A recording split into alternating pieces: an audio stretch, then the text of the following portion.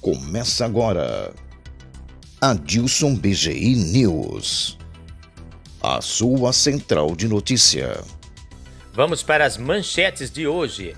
Pacheco defende voto eletrônico. Não identifico fraude nas urnas, disse o presidente do Senado. Número de mortes por Covid cai pelo segundo mês seguido. Barroso. Voto impresso auditável é um risco para o processo eleitoral. O mesmo Barroso defende a implementação do semipresidencialismo no Brasil. Queiroga diz que não há pressa em desobrigar o uso de máscaras. Tem que ser feito com base na ciência.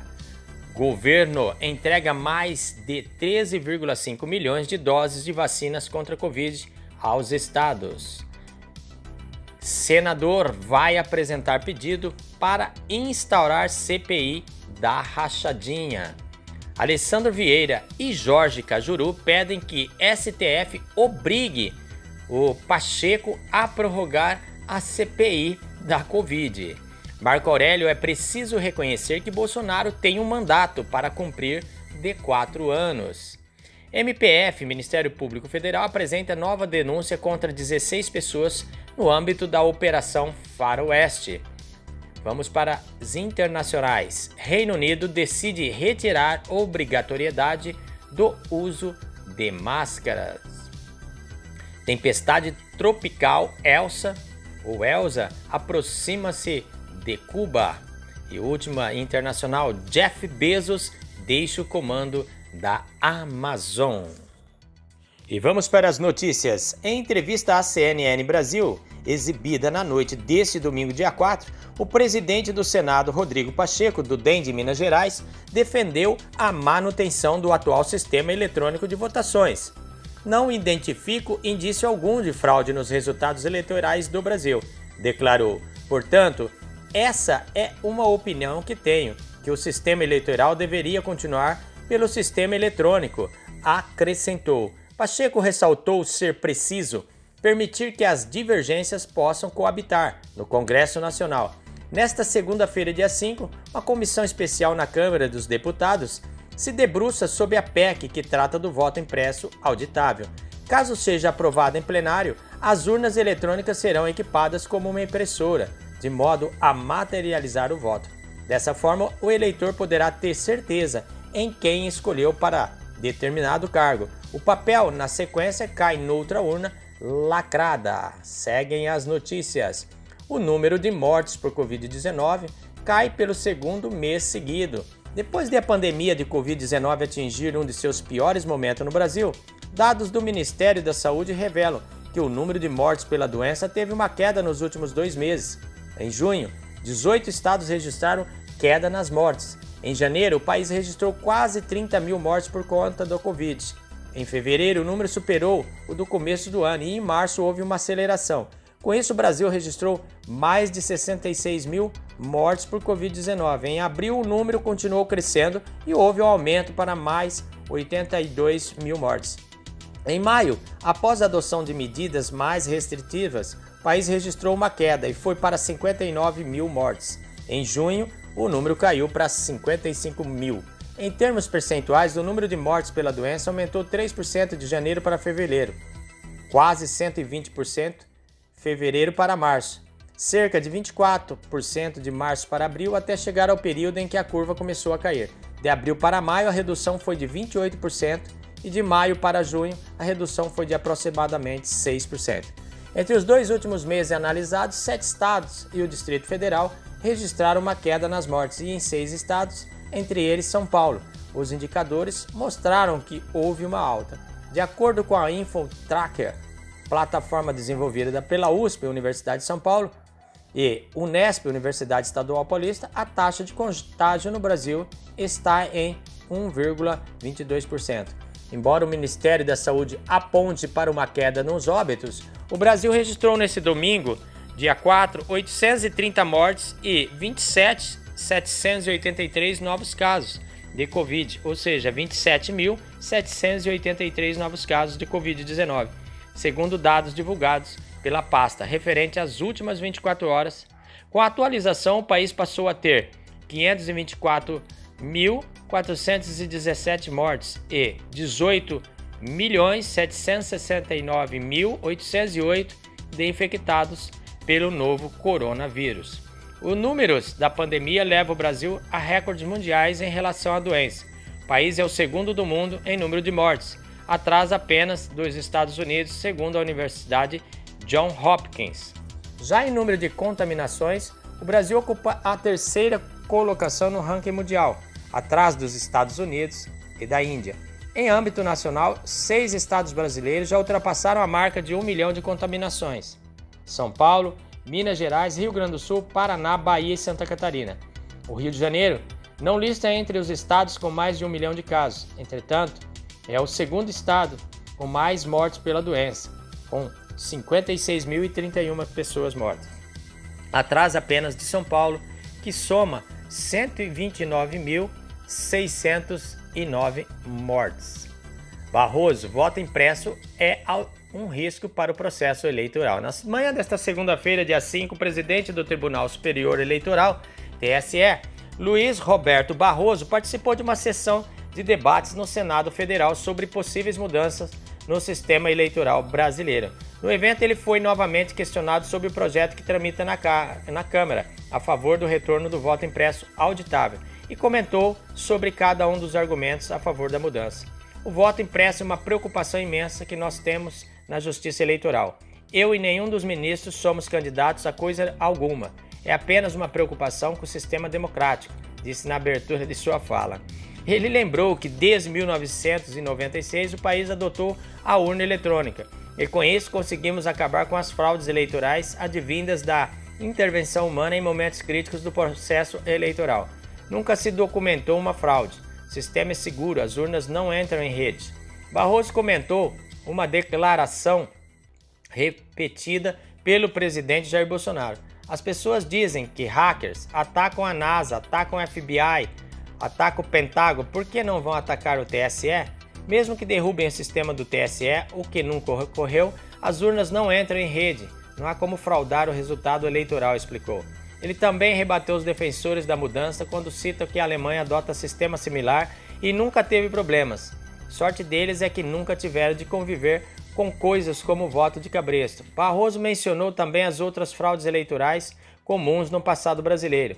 O presidente do TSE contou pelo modelo eleitoral atual, os partidos são convidados a participar de todas as 10 etapas da auditoria do processo eleitoral e destacou uma dessa fase, o teste de integridade. São sorteados 100 urnas em qualquer zona eleitoral do país. Elas são levadas ao TSE e na frente dos partidos políticos e de autoridades eleitorais faz-se uma votação simulada com o objetivo de comprovar a idoneidade de todos os aparelhos. É tudo filmado. São urnas escolhidas aleatoriamente, que podem até ser sugeridas pelos partidos, mas tem que ser tudo controlado, tem que ser filmado, disse. O Barroso analisou que o grande problema do voto impresso auditável é a contagem manual e as logísticas que as cédulas vão exigir. No voto impresso, vamos ter que transportar 150 milhões de votos no país do roubo de carga, da milícia, do Comando Vermelho, do PCC e dos Amigos do Norte. Esse é o primeiro problema. Depois vamos ter que montar a guarda num país em que as urnas costumavam desaparecer. Outro problema possível, na visão dele, comentou, é a necessidade de recontar votos. Se um candidato a presidente pedir recontagem, vamos ter 150 milhões de votos sendo pegos e o retorno daquelas mesas apuradoras que faziam o terror da vida brasileira antes das urnas eletrônicas. Barroso finalizou dizendo que o voto impresso auditável não é um mecanismo a mais de auditoria. Ele é um risco para o processo eleitoral. Barroso defende implementação do semipresidencialismo no Brasil. Mais uma dele. Nesta segunda-feira, dia 5, o ministro do STF e presidente do TSE, Luiz Roberto Barroso, propôs a implementação do semipresidencialismo no Brasil. A declaração foi dada durante o simpósio interdisciplinar sobre o sistema político brasileiro. Essa modelo de semipresidencialismo é a inovação que eu acho que nós devemos implementar no Brasil para 2026, para que não haja mais nenhum interesse posto sobre a mesa, disse Barroso. O ministro afirmou que defende esse modelo desde 2006, e que poderia ter sido adotada em 2014 e poupado o Brasil dos traumas institucionais que ocorreram desde então.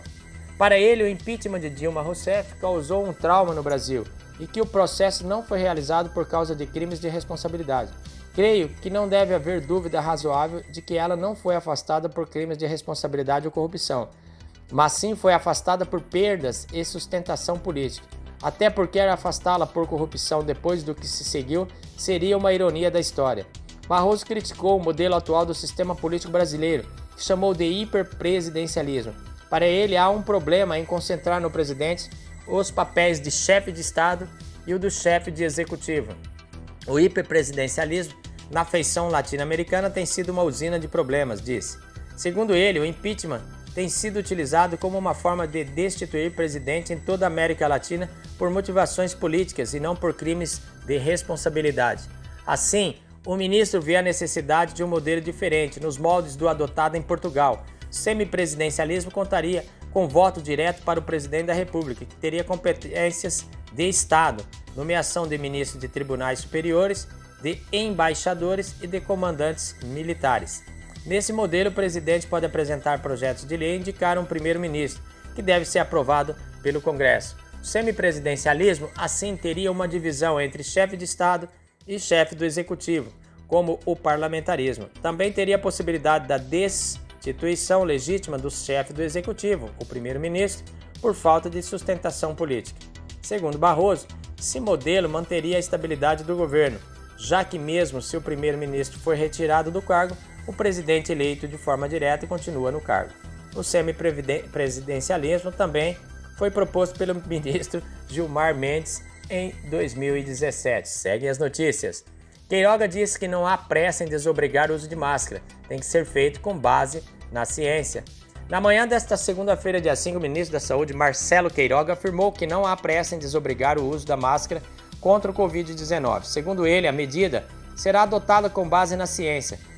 Primeiro, é necessário fazer um estudo científico. Depois que vem o estudo, aí o parecer é emitido. Não há pressa para se fazer isso. Isso tem que ser feito com base na ciência, o que temos defendido de forma reiterada, disse Queiroga quando indagado por jornalistas sobre o assunto. O Departamento de Ciência e Tecnologia da Secretaria de Ciência, Tecnologia e Insumos Estratégicos está trabalhando com essa solicitação que foi feita pelo presidente da República, acrescentou.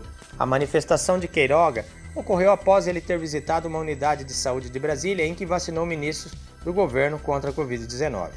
Há quase um mês, o presidente Jair Messias Bolsonaro disse que o ministro iria emitir um parecer para liberar o uso da proteção facial para pessoas já vacinadas ou que já contraíram a doença.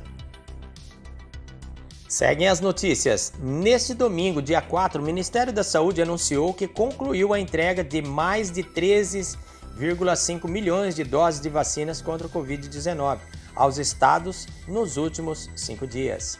A distribuição, que começou na quarta-feira, dia 30, continha 3 milhões de doses da vacina Janssen, 3,33 milhões de doses do imunizante da Pfizer e outros 7,15 milhões do produto da AstraZeneca Fiocruz. Até às 10h30 deste domingo, pelo menos 103.188.222 doses das vacinas contra a Covid-19 haviam sido aplicadas no Brasil. As informações são com base nas secretarias estaduais que divulgaram o balanço preliminar da vacinação. Pelo menos 76,1 milhões de pessoas receberam a primeira dose de algum imunizante. Outros 27 milhões já tomaram 2 doses ou a vacina da Janssen, de dose única. É importante enfatizar que nem todos os estados e municípios divulgaram as informações sobre a campanha de imunização em sua totalidade. Por isso, o levantamento é preliminar e o número real pode ser ainda maior. Seguem as notícias. Nesta segunda-feira, dia 5 de julho, o senador Alessandro Vieira, do Cidadania do Ceará, afirmou que vai ingressar ainda hoje, nesta segunda, com um pedido de instauração da CPI da Rachadinha, para apurar uma eventual participação do presidente Jair Bolsonaro em um suposto esquema de desvio de recursos de verbas de gabinete de ex-servidores da Câmara. Em reportagem divulgada nesta manhã, a UOL mostrou áudios da ex-cunhada de Bolsonaro o acusando de envolvimento direto em esquema de rachadinhas. De acordo com Andréia, o presidente demitiu seu irmão André porque ele se recusava a dividir parte do salário com Bolsonaro, na época deputado federal. Para Alessandro Vieira, os fatos são gravíssimos e exigem apuração. O Senado tem legitimidade e estatura para fazer essa investigação, mesmo em um momento tão difícil da nossa história. O senador ainda disse por meio de nota oficial: ninguém está acima da lei. Os fatos narrados são graves e exigem apuração imediata. É inacreditável isso. Não é verdade? Eu me sinto envergonhado de estar dando essa notícia. Mas vai fazer-se o quê, né? Seguem as notícias. Este mesmo Alessandro Vieira e Jorge Cajuru, duas figuras, pedem que STF obrigue Pacheco a prorrogar CPI da Covid. Nesta segunda-feira, dia 5, os senadores Alessandro Vieira, do Cidadania do Ceará, e Jorge Cajuru, do Podemos de Goiás, acionaram o Supremo Tribunal Federal, STF, para obrigar o presidente do Senado, Rodrigo Pacheco, do DEM de Minas, a prorrogar a CPI da Covid. Em sessão na última semana, Pacheco defendeu que a análise e leitura de prorrogação da comissão parlamentar de inquérito ficaria para depois dos 90 dias iniciais de trabalhos previsto no requerimento de abertura do colegiado. No pedido à corte, Vieira e Cajuru rebate o posicionamento de Pacheco. Segundo os senadores, o presidente do Senado mais uma vez externa a patente intenção de descumprir tanto o regimento interno do Senado Federal quanto a medida cautelar concedida em decisão colegiada desta Suprema Corte pela continuidade dos trabalhos da CPI. Os senadores defenderam que o requerimento de prorrogação dos trabalhos tem o número necessário de assinaturas para ser lido por Pacheco. O aludido requerimento foi subscrito por 34 senadoras e senadores, portanto, 7 a mais do que o número mínimo exigido. Vieira e Cajuru ainda afirmaram que Pacheco, ao postergar leitura de prorrogação da CPI, adota postura manifestamente refratária ao deferimento da postulação apresentada pela minoria parlamentar. Seguem as notícias. Marco Aurélio, é preciso reconhecer que Bolsonaro tem um mandato para cumprir de 4 anos. Na manhã desta segunda-feira, o ministro do Supremo Tribunal Superior Federal, Marco Aurélio, disse que o Brasil precisa marchar com segurança e que não é hora de pensar em retirar o presidente. A afirmação foi feita após questionamento do UOL sobre a acusação de uma cunhada de que o presidente Jair Bolsonaro estaria envolvido em rachadinhas. Está na hora de tirar o pé do acelerador e esperarmos. Preciso adotarmos temperança e reconhecermos que ele, Bolsonaro, tem um mandato para cumprir de 4 anos, afirmou. Segundo o decano do STF, é necessário que se apure caso tenha havido algum desvio de comportamento. Ele, no entanto, afirmou que o presidente não pode ser investigado por fato estranho ao atual mandato, o que torna suspenso qualquer procedimento e prescrição contra Bolsonaro. Evidentemente, se houver qualquer desvio de comportamento, é preciso que se apure, mas o presidente só poderá responder depois que deixar a cadeira presidencial, explicou. Para o decano, que está prestes a se aposentar, o Brasil tem vivido tempos tormentosos. Ele defendeu marchar em segurança, não é impunidade, que não sou a favor da impunidade. Pelo contrário, sou a favor da responsabilidade, disse o decano. Seguem as notícias. O Ministério Público Federal, MPF, apresentou nova denúncia, a 7ª, decorrente da Operação Faroeste. Desta vez, foram denunciadas 16 pessoas pelos crimes de corrupção nas modalidades ativa e passiva, lavagem de dinheiro e organização criminosa. Entre os denunciados estão os desembargadores Maria do Socorro Barreto, Gesivaldo Nascimento Brito, José Olegário Monção Caldas, os juízes de direito Sérgio Humberto e Marivalda Moutinho, os advogados Márcio Duarte, João Novaes, Gessiane Maturino dos Santos e Aristóteles Moreira, a promotora Ediane Santos Lousado, além dos delegados Gabriela Macedo e Maurício Barbosa. No documento encaminhado ao ministro Og Fernandes, relator do caso no Superior Tribunal de Justiça, STJ, na última sexta-feira, dia 2, a subprocuradora-geral da República, Lindora Araújo, também sustenta a necessidade da manutenção de prisões preventivas e de medidas alternativas à prisão de parte dos envolvidos no esquema criminoso. A denúncia detalha a corrupção praticada após pacto entre os denunciados no julgamento de um recurso administrativo de número 0022546, 15 de 2015, 8.050000 e de um processo judicial de outro número 0000157-61 de 1990.8.05.0081. No primeiro caso, o valor estimado da propina foi de 252,9 mil, pago após decisão proferida em janeiro de 2016 pelo desembargador José Olegário. A decisão manteve inalterada a portaria 105/2015 da Corregedoria de Justiça do Interior. No segundo caso, o montante foi de 1,3 milhão e teve a participação dos magistrados Maria do Socorro, Gesivaldo Brito e Sérgio Humberto. De acordo com a investigação, era o casal Maturino que viabilizava o recebimento e pagamento do dinheiro destinado aos envolvidos no esquema. Parte dos pagamentos era fracionada e entregue em espécie. Outra parcela era depositada em conta bancária de terceiros. Havia ainda a entrega de joias e parte em operações bancárias estruturadas para fugir dos mecanismos de controle, de modo a impedir que qualquer tipo de vinculação criminosa entre eles.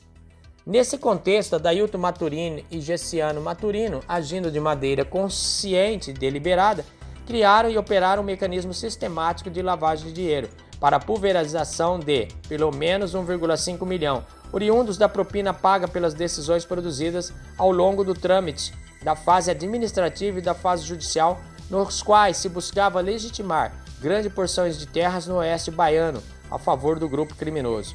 O branqueamento de capitais no esquema apresentado na denúncia consistia na geração dos valores pelo grupo de Adailton Maturino, com a consequente entrega a José Olegário, Maria do Socorro, Gesivaldo Brito e Sérgio Humberto. Os magistrados foram responsáveis por produzir decisões judiciais que forçavam os integrantes do grupo, contrário ao de Adailton Maturino, a realizar acordos que beneficiavam a organização criminosa. E vamos para as notícias internacionais. Reino Unido decide retirar a obrigatoriedade do uso de máscara. O primeiro-ministro do Reino Unido, Boris Johnson, anunciou nesta segunda-feira, dia 5 de julho, sua intenção de retirar a obrigatoriedade do uso de máscaras anti-Covid na Inglaterra a partir do próximo dia 19 de julho. A data marcará o encerramento de praticamente todas as medidas restritivas em vigor para conter a pandemia do novo coronavírus. Desta forma, será permitida a reabertura de boates, relaxamento das restrições e eventos coletivos, além do fim da obrigatoriedade do uso de máscaras em locais públicos fechados, exceto em instalações médicas e do distanciamento social. A decisão oficial será tomada no dia 12 de julho, mas Johnson disse estar confiante em poder excluir a possibilidade de adiar novamente o plano de reabertura, apesar do aumento no número de casos causados pela variante Delta. Graças ao sucesso do nosso programa de vacinação, estamos progredindo com cautela em nosso roteiro, disse Johnson. Segundo o premier britânico, a ameaça da pandemia está longe de acabar e não será no dia 19 de julho. Devo frisar que a pandemia não acabou e que estamos longe do fim. Conforme começamos a aprender a viver com o vírus, devemos todos continuar a gerenciar cuidadosamente os riscos do Covid, ressaltou Johnson. Ele reconheceu que até o dia 19, as infecções diárias podem chegar a 50 mil no país e que as hospitalizações e mortes também continuarão a aumentar, infelizmente, ainda que em ritmo lento, devido à ampliação da imunidade garantida pelas vacinas. Na sequência, ressaltou que os imunizantes são eficazes, mas não pode eliminar completamente a pandemia e que, portanto, é necessário se inspirar agora no conceito de risco calculado. Se não reabrirmos em julho com as escolas fechadas e o clima ameno, que expõe menos a população generalidade às infecções respiratórias, quando faremos? Questionou o britânico, afirmando que seria pior esperar pelo inverno, quando o vírus retorna, para ter uma vantagem sazonal. Na prática, o governo recomendará que cada pessoa decida como lidar com os riscos e opte pelo bom senso e responsabilidade individual. Entre as medidas que serão retiradas também está o fato de que empresas não serão mais obrigadas a manter parte das equipes em trabalho remoto. Já em relação ao uso de máscaras, Johnson continua recomendando a proteção em transportes públicos, em lugares lotados ou ambientes fechados. O relaxamento anunciado pelo primeiro-ministro valerão apenas para a Inglaterra. As outras partes do Reino Unido, Escócia, País de Gales e Irlanda do Norte decidem as regras de forma separada. E seguem as notícias internacionais. Tempestade tropical Elsa aproxima-se de Cuba. Reuters, a tempestade tropical Elsa se aproximou da Baía dos Porcos de Cuba, na costa centro-sul na manhã de segunda-feira, dia 5, trazendo fortes chuvas e ventos para partes da maior ilha do Caribe e estava programado para atingir todo o país em seu caminho para a Flórida. Enquanto as ilhas do Caribe continuavam a lidar com os danos da tempestade, o Instituto de Meteorologia de Cuba disse que ela estava se movimentando para noroeste a 22 km por hora, 14 mph, e que os ventos sustentados estavam chegando a 100 km por hora, 60 mph. Elsa deveria aterrissar nas proximidades da Baía dos Porcos por volta do meio-dia e sair de Cuba durante a noite, entre Havana e a cidade de Matanzas, durante a noite, disse o Instituto. O Centro Nacional de Furacões dos Estados Unidos, NHC, disse que um alerta de tempestade tropical e um alerta de onda de tempestade estão em vigor para grande parte do oeste da Flórida, que Elsa deve abordar na terça-feira. Continuamos com a máxima atenção voltada para o rastro da tempestade Elsa através de Cuba, tuitou o presidente Miguel Díaz-Canel no início da manhã. As autoridades estão trabalhando em todo o país. Mais de 100 mil pessoas em Cuba foram evacuadas do potencial caminho da tempestade. A maioria para casas de familiares e amigos, mas milhares também abrigos do governo, informou a mídia estatal. Eles evacuaram as pessoas das áreas onde poderia haver inundações, ao longo da costa e do rio, mas até agora apenas tivemos uma garoa constante, sem chuva forte ou ventos, disse Jorge Lemos, um guia turístico de caiaque na cidade do sul de Cienfuegos. E vamos para a última internacional de hoje. Jeff Bezos deixa o comando da Amazon. Isso mesmo, nesta segunda-feira, dia 5 de julho, Jeff Bezos deixa o cargo de CEO da Amazon, empresa que fundou em 1994. Em seu lugar entra Andy Jassy, que até então era responsável pela AWS, Amazon Web Services, divisão de plataformas de computação em nuvem. Apesar da renúncia, o bilionário não sairá da companhia. Ele assume o posto de presidente executivo do conselho. Bezos é atualmente a pessoa mais rica do mundo, segundo a Bloomberg Billionaires Index. Sua fortuna é estimada em 203 bilhões de dólares. Até o ano passado, a Amazon era a empresa mais valiosa do globo e a quarta com maior valor de mercado, valendo mais de 1,2 trilhão de dólar. A Big Tech registrou lucro de 8,1 bilhões no primeiro trimestre de 2021, alta de 220% em relação aos meses anteriores. Além da Amazon, o norte-americano é dono do jornal Washington Post, um dos mais influentes do mundo, desde 2013 e ajudou a fundar a empresa aeroespacial Blue Origin em 2000. A companhia é responsável por projetar o foguete que levará Bezos ao espaço em 20 de julho. O voo será a bordo da cápsula New Shepard, batizada em homenagem a Alan Shepard, primeiro norte-americano a ir ao espaço. A trajetória durará pouco mais de 10 minutos. Andy Jassy, de 53 anos, está na Amazon desde 1997. Entrou como gerente de marketing e, 5 anos depois, foi escolhido para ser conselheiro de Bezos, cargo que ocupou por 18 meses. Ajudou a criar a AWS, Amazon Web Services, e é responsável pelo serviço desde 2006. Adilson BGI News fica por aqui. Um grande abraço a todos. Você que não é inscrito, se inscreva, ative o sininho para receber as nossas notificações. Deixe seu like e compartilhe para valer. Ajude, colabore com o nosso canal. Até amanhã.